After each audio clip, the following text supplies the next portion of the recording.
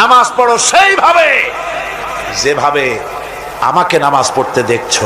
সুবহানাল্লাহ ওয়া বিহামদিহি। হুজুরের মতো নামাজ পড়তে হবে। নামাজে দাঁড়ায়া হায়রে কপাল, মসজিদে ঢুকতে যত দেরি, বেরোতে দেরি নেই, বাইরেতে পারলেই যেন বাসে। তারপরে ইমাম যদি আত্তাহিয়াত পড়তে একটু দেরি করে বসে, পিছন থেকে সমানে সিগন্যাল আসতে থাকে। লক্ষ্য করছেন আপনারা? এর নাম ফাইজলামি। এটার নাম কি? এই ফাইজলামি করার অধিকার নাই তোমার। ইমামকে তুমি ডিক্টেট করতে পারো না। ইমামকে হুঁশিয়ার করার জন্য যদি কাশি দিয়ে থাকো, তোমার নামাজ ফাসেদ হয়ে যাবে। নামাজের ভিতরে কাশি দিয়ে ইমামরে শুনায় দেয় যেন, ইমাম সাহেব আমার মামলা তো ডিসমিস হয়েছে কখন, আপনার খবর কি, কোন মকামে আছেন এখন? নামাজ সোজা হয়ে দাঁড়াতে হবে, তাদিল আর কান ঠিক রাখতে হবে। তাদিল শব্দের অর্থ হলো বরাবর করা। রুকুর ভিতরে থাকবেন যতক্ষণ, দাঁড়িয়ে থাকবেন ততক্ষণ, অন্তত এক তাসবিহ পরিমাণ তো বটেই, সেই পরিমাণ সোজা হয়ে দাঁড়ানো হয় না, ওয়াজিব তরফ হয়ে যাচ্ছে। আমার বন্ধুগণ, নামাজ যদি না হলো, যার নামাজ আছে তার সব আছে, যার নামাজ নাই তার ফাউন্ডেশন নাই, ঈমানও নাই। রুকুর ভিতরে যতক্ষণ থাকবেন, রুকুর থেকে দাঁড়িয়ে রব্বানা লাকাল হামদ হামদান কাসীরান তাইয়িবান মুবারাকান ফি, একজন সাহাবী এই দোয়া পড়েছিলেন। হুজুর বললেন, ও সাহাবী, তুমি যখন এই দোয়া পড়তেছিলে, তুমি জানো না আমি নবী, আমি দেখি, তোমরা দেখতে পাও না, আমি দেখতেছিলাম ফেরেশতারা তুমি এই যে দোয়াটা পড়তেছিলে রুকু থেকে দাঁড়াইয়া, তোমার আমল নামায় নেকি কে কত বেশি লিখবে তা নিয়ে ফেরেশতারা প্রতিযোগিতা করতেছিল। দুই সেজদার ভেতরে এক সেজদা দিয়েছেন সুবহানা রাব্বিয়াল আ'লা, বলেন তো সুবহানা রাব্বিয়াল আ'লা, সুবহানা রাব্বিয়াল আ'লা, সুবহানা রাব্বিয়াল আ'লা। সময় লাগে না? লক্ষ্য করে দেখেন যে মুরগিতেও এত তাড়াতাড়ি দানা খাইতে পারে না যত তাড়াতাড়ি সেজদা দিয়ে উঠে যায়। একটা সেজদায় যত সময় লাগলো, দুই সেজদার মাঝখানে ততখানি সময় দিবেন। আল্লাহুম্মা গফিরলি ওয়ারহামনি ওয়াফিনি ওয়াহদিনি ওয়ারযুকনি। হুজুর এই দোয়াগুলি করতেন, আরে কি সুন্দর দোয়া। আল্লাহ আমারে মাফ করে দাও, আমারে সুস্থ করো, আমার উপরে রহম করো, আমাকে তুমি রিজিক দান করো। সুবহানাল্লাহ। আবার নামাজের মধ্যে দোয়া কবুল হয় বেশি। সাহাবী জিজ্ঞেস করেছেন, ইয়া রাসূলুল্লাহ, বান্দা কখন আল্লাহর বেশি নিকটে হয়ে যায়? নবী বলেছেন, বান্দা যখন সিজদা দেয়, আল্লাহর বান্দার ভিতরে কোনো হিজাব আর থাকে না। রাসূলুল্লাহ বলেছেন, সিজদা যখন দিবে নামাজের মধ্যে, তখন মনে করবে যেন আল্লাহ রাব্বুল আলামিনের কদম মোবারকের উপরে কপালটা রেখে দিছো। এরকম নামাজ পড়ে সালাম ফিরালে পড়ে, ইমামের সাথে সাথে নয়, ইমামের সালাম হয়ে যাবে তারপরে সালাম ফিরা। এরপরে ইমামের সালাম ফিরানো হয়ে গেল, তারপরে পড়েন আল্লাহু আকবার। কি বলবেন? এরপরে তিনবার পড়বেন আস্তাগফিরুল্লাহ আস্তাগফিরুল্লাহ আস্তাগফিরুল্লাহ। দোয়াগুলি সঠিকভাবে পড়তে হবে। তাওহীদের ৪র্থ নম্বরের দাবি হলো নামাজকে সঠিকভাবে আদায় করতে হবে। আমার ভাইরা, নামাজ ছেড়ে দিলে হবে না। আজকের এই মাহফিলের ভিতরে যত তরুণ এসেছেন, যুবক এসেছেন, শিক্ষক এসেছেন, মা বোনেরা এসেছেন, পেশাজীবী ডাক্তার এসেছেন, কৃষিজীবী এসেছেন, সব মানুষের কাছে আমি যদি একটা দাবি করি, আপনারা আমার এই দাবিটা মানবেন কিনা? মানবেন?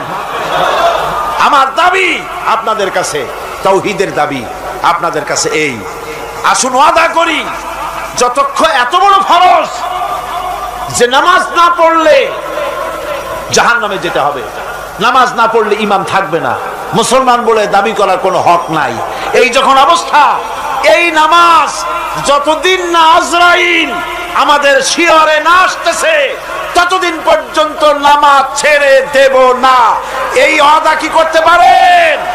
হাত উঁচু করে দেখান, হাত উঁচু করে দেখান। আলহামদুলিল্লাহ। হাত উঁচু করে রাখেন, আল্লাহ দেখুক। হাত উঁচু করে রাখেন, আল্লাহ দেখুক। আলহামদুলিল্লাহ। হাত নামান। হাত নামান, আল্লাহ পাক কবুল করুন। জোরে কোন আমিন, আরো জোরে বলেন আমিন। আজকের এশা থেকে শুরু হবে।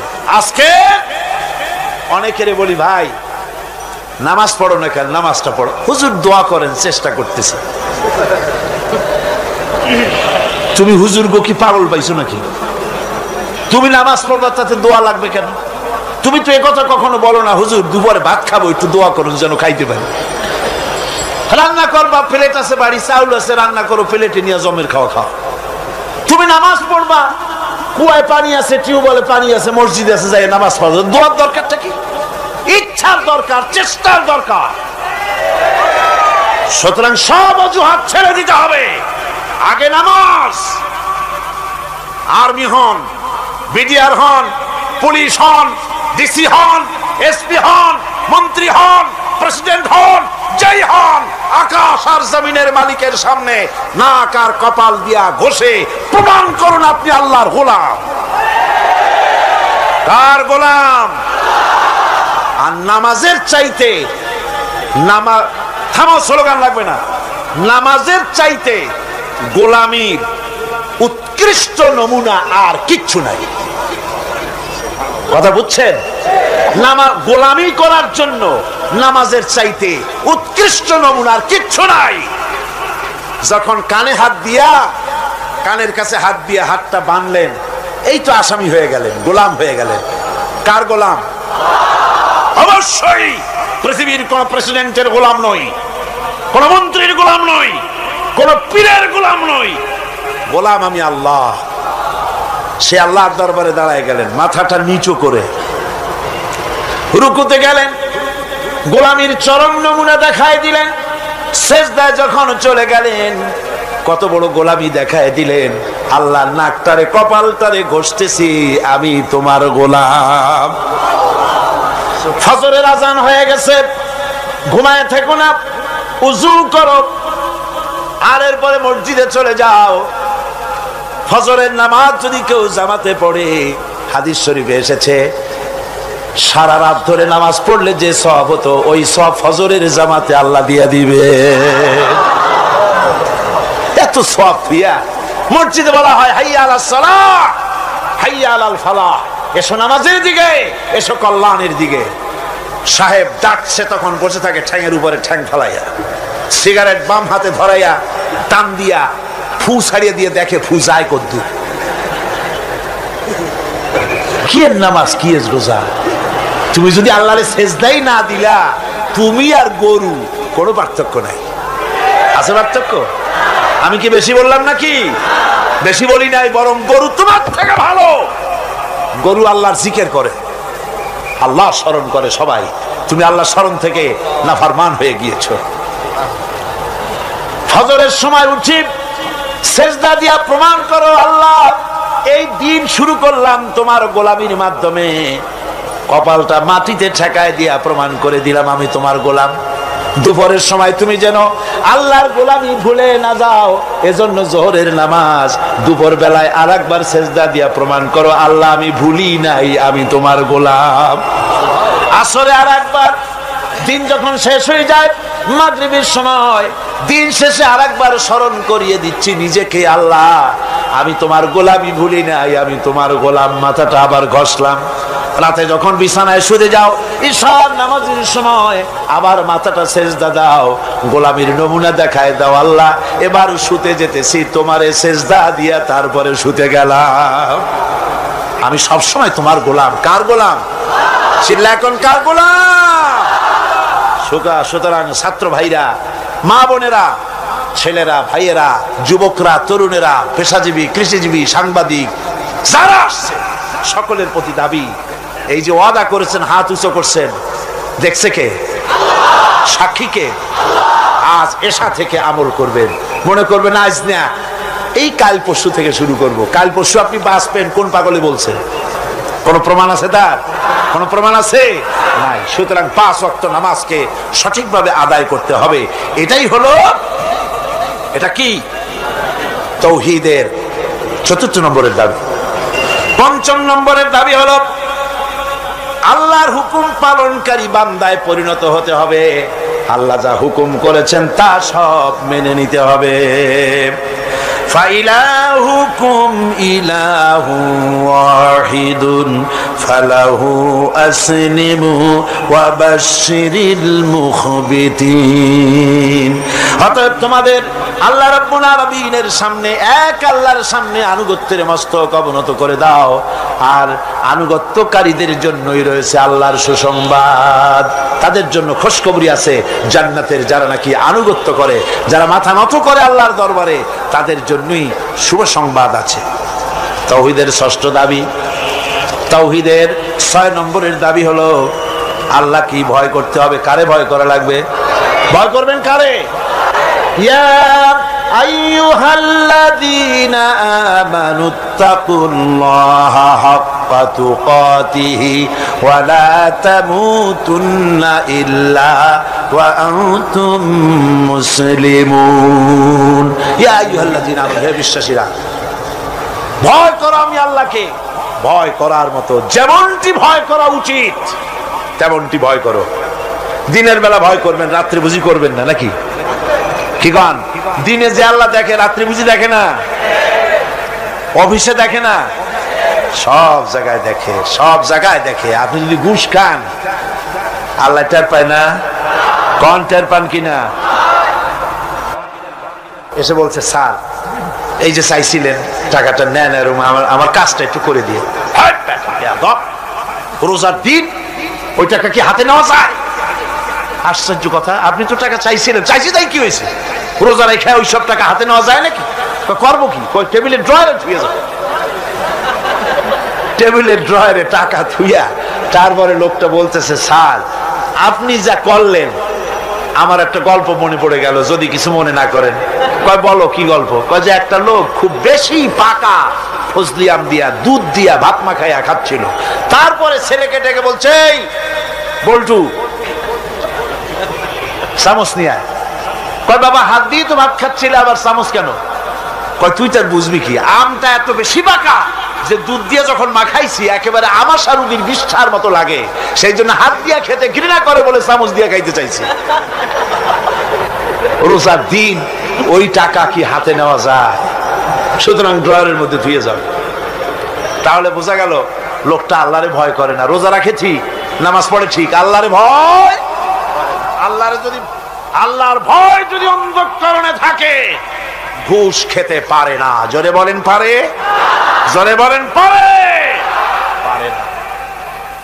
এই যে ঘুষ খাও, গরিব মানুষেরা ঘুষ দেয় কাজ আদায় করার জন্য, কিন্তু টাকায় বরকত হয় না। বেতন পায় 5,000 টাকা, কিন্তু বাড়িতে রঙিন টেলিভিশন, ডিশ এন্টিনা, ঠেলা কথা, পোলাও কোরমার অভাব নাই, বড় বড় পাঙ্গাস হুজুরের বাড়ি হাজির, তারপরে খাসির চর্বি, জব্বির খাওয়া খায়। বেতন 5,000, মাসে ইনকাম করে লাখখানেক টাকা, কিন্তু বরকত নাই। কিরকম বরকত নাই? ঘরে আসছে, সারাদিন খাটাখাটনি করে এসে দেখে মেয়ে একটা গড়াগড়ি করতেছে। কি হয়েছে তোর? আমার পেটে ব্যথা। আর একটা দাঁড়ায় রয়েছে, তোর হয়েছে কি? আমার জেনে ধরছে। বউ মাথা ধরে বসে আছে, তোমার কি? আমার মাথা যায় ছিড়িয়া বেদনার চোটে। ছেলে একটা দাঁড়ায় লাফায়, তোর কি হয়েছে? কয় আমি মরবো।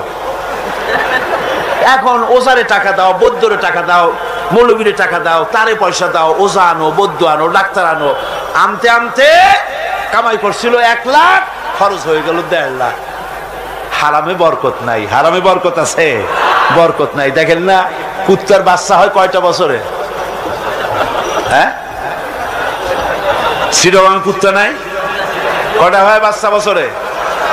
7টা 8টা। অর্থর কোন জন্ম নিয়ন্ত্রণের বালাই নাই, জন্মের হওয়া। এই যে কুত্তা এত হওয়া হইল, সব কুত্তা যদি বাঁচত, আপনারা রাস্তায় হাঁটতে পারতেন? হাঁটতে পারতেন? কুত্তার জ্বালায় হাঁটতে পারতেন না। যেহেতু ওটা হারাম, জন্মের হওয়া হইলেও অত কোনো বরকত নেই। আর গরু হলো হালাল। গাভী বাছুর দেয় কয়টা? কয়টা? মাত্র 1টা বছরে। আর তারপরে মুসলমানেরা কুয়াতুল মুসলিমিন, জন্মের খাওয়া খায় এই গরু। এরপরেও গরুর অভাব আছে? যেহেতু ওটা হালাল, এতে বরকত হয়। হারাম বেতন, বেতন নয়, হারাম ভাবে ঘুষের টাকা নিয়েছেন, যে টাকা দিয়েছে সে তো টাকাটা না দিয়ে পারে নাই, করবে কি, কাজ আদায় করার জন্য দিছে, টাকাটা দেয় আর একটু কষ্টে হাসি হাসে, হাসিও না কান্দাও না, একটা বেটকি দেওয়ার মতো অফিসের সামনে দিয়া তারপরে বাড়ির দিকে যায় আর বলে, আল্লাহ এতগুলি টাকা আমার নিল, ওরে কলেরা দিয়ে ওর পুষ্টি সাফ করে দিও। এই বদদোয়া করে, এই বদদোয়া করে। তাই ঘুষখোর অফিসারদের কামাই রুজিতে বরকত নাই। কথা ঠিক কিনা কর? ঘুষ ছাড়ো, ঘুষ হারাম, পায়খানার মতো হারাম, শুয়ারের মাংসের মতো হারাম। ঘুষ হারাম, সুদ হারাম। সুতরাং আল্লাহরে ভয় করো। ইমানের ৬ষ্ঠ নম্বরের দাবি, ভয় করতে হবে কাকে? আল্লাহ রাব্বুল আলামিনকে ভয় করতে হবে। ৭ম নম্বরের তাওহীদের দাবি হচ্ছে সাহায্য চাইতে হবে কেবলমাত্র আল্লাহ রাব্বুল আলামিনের কাছে। প্রত্যেক নামাজের ভিতরেই তো আমরা বলি, ইয়্যাকা না'বুদু ওয়া ইয়্যাকা নাস্তাঈন। পড়েন সবাই, ইয়্যাকা না'বুদু ওয়া ইয়্যাকা নাস্তাঈন। একমাত্র আমি তোমার গোলাম আর তোমার কাছেই সাহায্য যাচিয়া করি। নামাজের মধ্যে এই কথা কইয়া তারপরে সাহায্য চান মানুষের কাছে গিয়া, ছেলে দাও, মেয়ে দাও, স্বাস্থ্য ভালো করো, এই সমস্ত কথা গিয়া বলেন, হে সম্পূর্ণ উল্টা খাসলা, শিরকের মধ্যে মুবতালা হয়ে যাচ্ছেন। চাইতে হবে আল্লাহর কাছে, গোলামিটা হবে আল্লাহর। গোলামিটা হবে কার?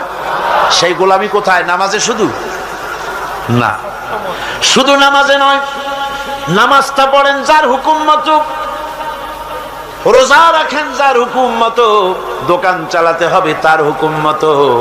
দোকানে গিয়ে দেখা যায় দোকানদার ওজন যখন দেয়, আল্লাহ বলেছেন ওজনে কম দিও না। বান্দা এমন ভাবে দাড়ি পাল্লা ধরে, ক্রেতা মনে করে আমারে বুঝি 1 কেজির জায়গায় 1.5 কেজি দিছে। বাড়ি এনে মেপে দেখবেন 1400 টাকার বেশি না। ঠিক কিনা? মাপে কম, পরিমাণে কম। তাহলে তো গোলামি হলো না। জমিনের আইল ঠেলে জনমের ঠেলা।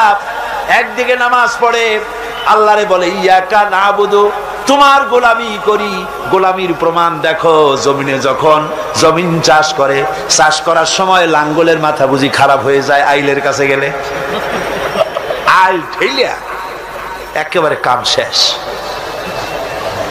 আমার ছাত্র জীবনে একবার স্টিমারে যাচ্ছিলাম কোন এক জায়গায়, বিছানা রাখা একজন লোককে বললাম, ভাই আমার বিছানাটা দেখেন, আমি উজু করে আসি। হায় হায়, উজু করে এসে দেখি আমার বিছানা এমন অবস্থা রাখছে যাতে আমার কাইতে হওয়ার উপায় নেই, এমন ভাবে চাপিয়া এতটুকু করে ভালাইছে। বললাম, হাসি মুখে বললাম, ভাই আপনার এই আচরণে প্রমাণ হলো মাত্র ৬-৭ ঘন্টার জার্নিতে বা 12 ঘন্টার জার্নিতে আপনার আমার বিছানার আইল যখন ঠিক রাখতে পারেন নাই, আপনার জমিনের কাছে যার জমিন আছে সে আইলও আপনি ঠিক রাখতে পারছেন বলে মনে হয় না। রাসূলুল্লাহ বলেছেন, লাআনাল্লাহ মান গায়্যারা মানারা, যে ব্যক্তি জমিনের আইল টেরা বাঁকা করে তার উপরে আল্লাহর লানত, আল্লাহর অভিসম্পদ। আল্লাহর কাছে বললেন, আল্লাহ ইয়্যাকা না'বুদু, তোমার গোলামি করি। এই গোলামির প্রমাণ দিতে হবে, বাজারে দিতে হবে, হাটে দিতে হবে, দোকানে দিতে হবে, অফিসে দিতে হবে, আদালতে দিতে হবে, কলে দিতে হবে, কারখানায় দিতে হবে, সেক্রেটারিয়েটে দিতে হবে, বঙ্গভবনে দিতে হবে, কলেজে দিতে হবে, বিশ্ববিদ্যালয়ে দিতে হবে, রান্নাঘর থেকে শুরু করে বঙ্গভবন পর্যন্ত সব জায়গায় গোলামি হবে কার? চিল্লায় বলেন, কার গোলামি? আল্লাহর গোলামি। এরপরে 9 নম্বরে তাওহীদের দাবি, সেটা হচ্ছে এই আনুগত্য, আল্লাহর আইনের আনুগত্য করা লাগবে। আমার বন্ধুগণ, আনুগত্য করতে হবে কার বলেন? আল্লাহ পাকের আনুগত্য করতে হবে আর হেদায়েত চাইতে হবে। 8 নম্বর, 7 নম্বর বলেছিলাম আমি সাহায্য, 8 নম্বরে হলো হেদায়েত। হেদায়েত চাইতে হবে কার কাছে? কার কাছে? আল্লাহ শিখাই দিচ্ছেন। প্রত্যেক নামাজের ভিতরে আমরা বলি, ইহদিনাস সিরাতাল মুস্তাকিম। পড়েন সবাই, ইহদিনাস সিরাতাল মুস্তাকিম। হায় আল্লাহ, হেদায়েতের একটা রাস্তা চাই, কিচ্ছু চাই না। ভিক্ষার মতো নামাজের মধ্যে বলতেছি, আল্লাহ কিচ্ছু চাই না, একটা সরল রাস্তা চাই, সোজা রাস্তা চাই। কিরকম রাস্তা? সিরাতাল্লাযীনা আন'আমতা আলাইহিম গায়রিল মাগদুবি আলাইহিম ওয়ালাদ-দাল্লিন। এমন রাস্তা চাই যেই রাস্তায় চললে নিয়ামত পাওয়া যায়। অভিশপ্তদের রাস্তা, পথভ্রষ্টদের রাস্তা চাই না। নিয়ামত প্রাপ্ত হচ্ছে নবীন, সিদ্দিকিন, শুহাদা, সালিহিন, ওই রাস্তা চাই। হেদায়েতের রাস্তা চাইতে হবে আল্লাহর কাছে। নামাজের ভিতরে আমরা যে হেদায়েতের রাস্তা চাইলাম আল্লাহর কাছে, আল্লাহ রাব্বুল আলামিন এই আমাদের এই চাওয়ার জবাবে আল্লাহ পাক বলেন, আমার কাছে রাস্তা চেয়েছো, এরই জবাবে 30 পারা কোরআন শরীফ দিলাম, এটাই হেদায়েতের পথ। আর জবাব দিলেন আল্লাহ সূরা ফাতিহার জবাব সূরা ইয়াসিনের মধ্যে আল্লাহ দিয়ে দিয়েছেন। সূরা ফাতিহায় আমরা বললাম ইহদিনাস সিরাতাল মুস্তাকিম, আয় আল্লাহ সোজা রাস্তাটা দেখাও।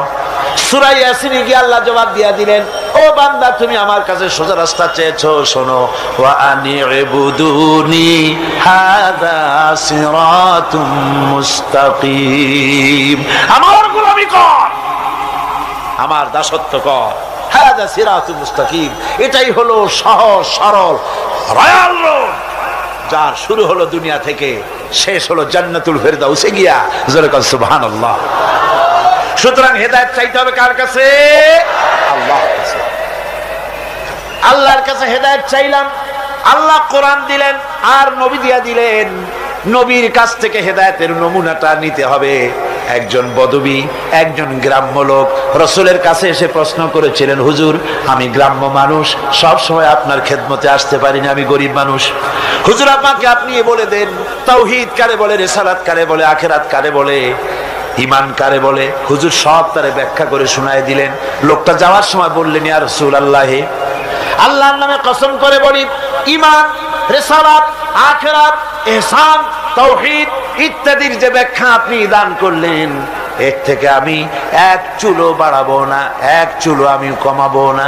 এই বলে লোকটা যখন বিদায় হতে লাগলো, আল্লাহর নবী উপস্থিত সাহাবীদের বললেন, সাহাবীরা, এই দুনিয়ায় বেঁচে থাকা অবস্থায় যদি কোনো বেহেশতি মানুষ দেখে চোখ শীতল করতে চাও, তাহলে এই বান্দার দিকে তাকায় দেখো, সে আল্লাহর জান্নাতি। কারণ সে বলেছে, রাসূল ইসলামের যে ব্যাখ্যা আপনি দিয়েছেন, এর থেকে এক চুল বাড়াবো না, এক চুল কমাবো না। এর নাম ঈমান। এর নাম কি? সিল্লাকনের নাম কি? আজ মুসলমানের কপাল পুড়ছে। কেন মুসলমানদের কপাল পুড়েছে? রাসূলুল্লাহর কাছে থেকে ঈমান, ইসলাম, তাওহীদের ব্যাখ্যা নিতে চায় না। খাজা বাবাই কি কয়, হুজুর কেবলা কি কয়, কোন দেশ থেকে কোন হুজুর কেবলা আসলো, তিনি কি ব্যাখ্যা দিলেন, সেই ব্যাখ্যা অনুযায়ী যায়। ওই ব্যাখ্যা কোরআনে বা হাদিসে আছে কিনা একটু যাচাই পর্যন্ত করে না। জোরে কর নাউযুবিল্লাহ। হ্যাঁ, কোন পীর সাহেব যদি বলেন এভাবে পাগড়ি বাঁধো, আমি যদি দেখি হাদিসে ওরকম পাগড়ি বেঁধেছেন রাসূল, অবশ্যই পীর সাহেবের কথা মানবো। কিন্তু পীর সাহেব যদি এমন পাগড়ি বাঁধার কথা বলেন যেরকম হুজুর বাঁধেন নাই, সাহাবীরা বাঁধেন নাই, সে পীর যেখান থেকে আসুক না কেন, সে পীরের কথা মানি না। বলেন ঠিক কিনা? জোরে বলেন ঠিক কিনা? পীর সাহেব আমারে জিকির শিখান, আমি যদি দেখি আমার রাসূলুল্লাহ ওই রকম জিকির করেছেন, নবীর সাহাবীরা ওই রকম জিকির করেছেন, পীর সাহেবের কথা মাথা পেতে মেনে নেব, যেহেতু তিনি আমার রাসূলের কথা বলেছেন, আমার রাসূলের সাহাবীদের মতো বলেছেন।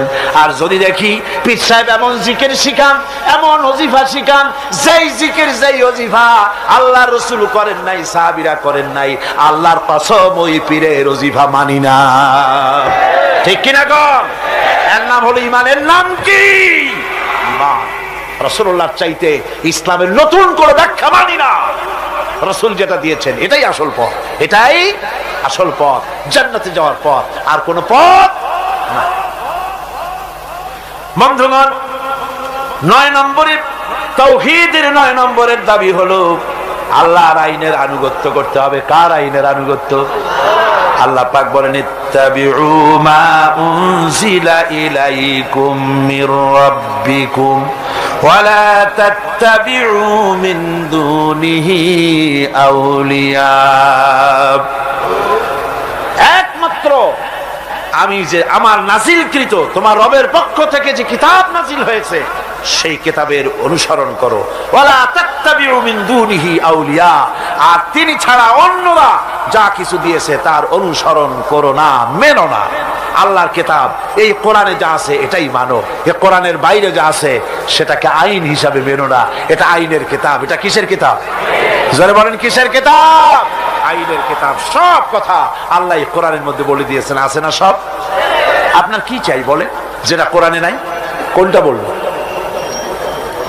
এই কোরআনের ভিতরে দর্শন আছে, ফিলসফি আছে, বোটানি আছে, জুলজি আছে, পলিটিক্যাল সায়েন্স আছে, মেডিকেল সায়েন্স আছে।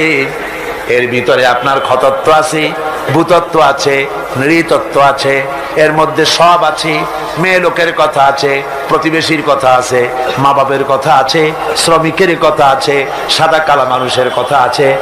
এক কথায় মানুষের জীবনে যা দরকার সব কোরআনে আছে। জোরে কোন সুবহানাল্লাহ। আছে কিনা? পিঁপড়া থেকে শুরু করে হাতি পর্যন্ত সব আছে। পিঁপড়ার নামে সূরা একটা আছে না? নাম কি? নাম। আর হাতির নামও সূরা আছে, নাম কি? ফিল। বরং পিঁপড়ার সূরাটাই বড়। আবার লোহার নামে সূরা আছে, মাকড়সার নামে সূরা আছে, মধুমক্ষিকার নামে সূরা আছে। এই পৃথিবীর অর্ধেক জনশক্তি নারী, সে মেয়ে লোকের ব্যাপারেও সূরা আছে। আছে কিনা কোন? এসব কথা আমি আগামীকাল বলবো ইনশাআল্লাহ। আল্লাহ পাক বলেন তিবিয়ানান লিকুল্লি শাই, খুলে খুলে সব কথা কোরআন শরীফের মধ্যে আমি বলে দিয়েছি। সুতরাং মানব রচিত সব মতবাদ ছেড়ে দিয়ে মানব রচিত সব মতবাদ দুপায়ে দোলে আসতে হবে কোরআনের ছায়াতলে। কোথায় আসতে হবে? কোরআনের ছায়াতলে আসতে হবে। সব ভুলে যেতে হবে, সবকিছু অন্ধকার, আর ইসলাম হলো নূর। এই পৃথিবীতে আপনারাই আমাকে বলেন, সমাজতন্ত্র আল্লাহর তৈরি না মানুষের তৈরি? পুঁজিবাদ আল্লাহর তৈরি না মানুষের তৈরি? ধর্ম নিরপেক্ষতাবাদ আল্লাহর তৈরি না মানুষের তৈরি? কমিউনিজম আল্লাহর তৈরি না মানুষের তৈরি? জাতীয়তাবাদ আল্লাহর তৈরি না মানুষের তৈরি? আর ইসলাম কার তৈরি বলেন? এ কোরআন কার তৈরি বলেন? এই কোরআন শরীফের ভিতরে আল্লাহ রাব্বুল আলামিন গ্যারান্টি দিতেছেন, ফামান তাবিআ হুদায়া ফালা খাউফুন আলাইহিম ওয়ালা হুম ইয়াহজানুন। এই কোরআন যারা মেনে চলবে তাদের জন্য কোনো ভয় নাই, তাদের জন্য কোনো চিন্তা নাই। লা খাউফুন আলাইহিম, ভয় নাই, চিন্তা নাই। কিসের ভয় নাই, কিসের চিন্তা নাই? কোরআনের আইন যে দেশ মানবে, কোরআনের আইন যে দেশ, যে রাষ্ট্র, যেই জনগণ মানবে, তাদের জন্য খাওয়া পড়া, শিক্ষা, চিকিৎসা, বাসস্থানের চিন্তা থাকবে না। আর হত্যা, দর্শন, হাইজাক, লুট ইত্যাদির কোনো ভয়ও থাকবে না। দুনিয়ায় শান্তি পাবে, কিয়ামতের দিন জাহান্নাম থেকে আল্লাহ মুক্তি দিয়া দিবেন। জোরে বলেন সুবহানাল্লাহ। সুতরাং এই কোরআনের দিকে আসতে হবে, কোরআনের দিকে আমাদেরকে এগিয়ে আসতে হবে। আল্লাহর গ্যারান্টি, খাওয়া পড়া, শিক্ষা, চিকিৎসা, বাসস্থানের গ্যারান্টি কে দিয়েছে? কোরআন দিয়েছে। কে দিয়েছে? কোরআন দিয়েছে। কোরআনের কথা বিশ্বাস হইল না, বিশ্বাস হইল কার কথা? নির্বাচনের সময় সলিমুদ্দিন এসে মঞ্চে দাঁড়ায় গেছে। একজন, উনি দাঁড়াবার আগে একজন এসে বলল, ভাইয়ের আমার, বোনের আমার, এতক্ষণ ধরে যার বক্তব্য শোনার জন্য প্রচন্ড রৌদ্রের ভেতরে প্রতীক্ষায় ছিলেন, তিনি সেই গরিবের বন্ধু, শ্রমিকের শত্রু নাকি জানি, জনগণের কলিজার টুকরা, কৃষকের নয়নের মণি, সাধারণ মানুষের ঘিলুর চামড়া, অমুক চেরাগালী সাহেব, উনি এবার বক্তব্য রাখবেন। উনি বললেন, এবার আমি দাঁড়াইছি, আমারে ভোট দেন। সালাম কত তখন, মাশাআল্লাহ। ধর্মের কথা ওরা আমাদের বলে, আমরা নাকি ধর্মের নামে রাজনীতি করি, ধর্ম নিয়ে নাকি আমরা ব্যবসা করি। নাউজুবিল্লাহ। ধর্ম ব্যবসা তো ওরা, ধর্ম ব্যবসায়ী কারা? ওরাই। মৌসুম আসতে পারে, সারা বছরে সালাম দেয় না, নির্বাচন যখন আসে, হায় রে সালাম, সালাম দিতে দিতে আসসালামু আলাইকুম, এত সময় বলবে কতক্ষণ? খালি কয় চালকুম চালকুম, তাড়াতাড়ি হয়ে যায়, দ্রুত সালামের ব্যবস্থা। তারপরে বাড়ি বাড়ি গিয়ে হাজির, সালামের দেখেন গরজ কত। বরিশালে শুনে আসলাম, একজন ক্যান্ডিডেট নাকি এরকম গত নির্বাচনে সালাম দিতে দিতে একেবারে শেষ, তারপরে রাতে বাড়ি ফিরতেছে ক্যানভাস করে, রাত্রিবেলায় যাওয়ার সময় রাস্তা দিয়ে যাচ্ছে, সাথে লোকজন আছে, সামনে দেখে রাস্তার উপরে একটা মানুষের মতো কয় আসসালামু আলাইকুম, জবাব নেই। আরে ভাই, জবাব না দেন, ভোট না দেন, সালামের জবাবটা তো দিবেন, তাও কথা কয়। তারপর আচ্ছা ঠিক আছে একটু মুসাফা করি, হাত দিয়েছে, তা হাতও বাড়াইলাম, ব্যাপারটা সালাম দেই, সালামদের জবাব দেয় না, হাত বাড়াইলাম, মুসাফা করে না, কি কাছে যায় দেখে যে মানুষ না মরা খাজুর গাছ। এই গরজ হয় তখন, বাড়ি বাড়ি যায়, মানুষের দরদে অস্থির, লক্ষ লক্ষ টাকা খরচ করে নির্বাচনে জনগণের মহব্বতে। তার মানে হলো নির্বাচন হচ্ছে একটা ইলেকশনে জিতে যাওয়া, এটা হলো বড় রকমের একটা কৃষি ক্ষেত। এখানে 10 লাখ জমা করতে পারলে, মন্ত্রী হইতে পারলে 20 কোটি টাকা ইনকাম করার পথ হয়ে যায়, বিরাট বিরাট বড় লোক হয়ে যায়। তখন আর গরিবের কথা মনে থাকে না, মাশাআল্লাহ গর্দান এইরকম মোটা হয়, ফিরতে পারে না, সশরীরে ফেরা ছাড়া খালি মাথা ফিরাইতে পারে না, গাজী রকেটের মতো। তারপরে পেট মাশাআল্লাহ এরকম উকুন মারা যায় পেটের উপরে। কোন হলে যদি ঢোকে, হলের মধ্যে যারা থাকে তারা কয় যে শুধু তো পেট দেখি, নেতা কই? কই নেতা তো পিছনে। জনগণের মাল খাইয়া তারপরে এইভাবে হারাম খেয়ে শরীরকে পরিপুষ্ট করে, মানুষকে ধোকা দেয়, আর মানুষগুলো ধোকায় পড়ে যায়। এবারে শেষ নম্বর, এবারে সর্বশেষ নম্বর, তাওহীদের 10 নম্বর দাবি হলো, তাওহীদের 10ম নম্বরের দাবি হচ্ছে আল্লাহ পাকের নির্ভেজাল খাঁটি বান্দায় পরিণত হতে হবে। এটা হলো ইমানের দাবি, তাওহীদের দাবি। মুমিনের কাছে যারা ইমান এনেছে বলে দাবি করেছে, আল্লাহরে মানি বলে যারা দাবি করেছে, তাদের জন্য 10 নম্বরের তাওহীদের দাবি হতেছে নির্ভেজাল খাঁটি মুসলমান হতে হবে। কি মুসলমান? খাঁটি মুসলমান, নির্ভেজাল, সলিড, যার ভিতরে শিরক এবং বিদআত থাকবে না, ভয় করবে কেবলমাত্র আল্লাহকে, নামাজ পড়বে 5 ওয়াক্ত, সুদ খাবে না, ঘুষ খাবে না, জিনা করবে না, জমিনের আইল ঠেলবে না, আর বাঁচবে তো বাঁচবে আল্লাহর জন্য, মরবে তো মরবে। আল্লাহ রাব্বুল আলামিন শিখায় দিচ্ছেন এরকম খাঁটি বান্দা হওয়ার জন্য বলো, কুল ইন্না সালাতি ওয়া নুসুকি ওয়া মাহইয়ায়া ওয়া মামাতি লিল্লাহি রাব্বিল আলামিন। পড়েন সবাই, ইন্না সালাতি ওয়া নুসুকি ওয়া মাহইয়ায়া ওয়া মামাতি লিল্লাহি রাব্বিল আলামিন। নিশ্চয়ই আমার নামাজ, আমার কোরবানি, আমার হায়াত, আমার মত সবকিছু ওই আল্লাহর জন্য, যিনি তামাম জাহানের পালনেওয়ালা রব, ওই আল্লাহর জন্য। আমার বেঁচে থাকা আল্লাহর জন্য, আমার মরে যাওয়া আল্লাহর জন্য, আমার নির্বাচন আল্লাহর জন্য, আমার ভোট আল্লাহর জন্য, আমার ক্যানভাস আল্লাহর জন্য, আমার চাঁদা আল্লাহর জন্য, আমার ব্যবসা আল্লাহর জন্য, আমার মরে যাওয়া আল্লাহর জন্য, আমার জন্ম থেকে শুরু করে মৃত্যু পর্যন্ত সব কাজ কার জন্য? জোরে বলেন, জোরে বলে কার জন্য? أعوذ بالله من الشيطان الرجيم।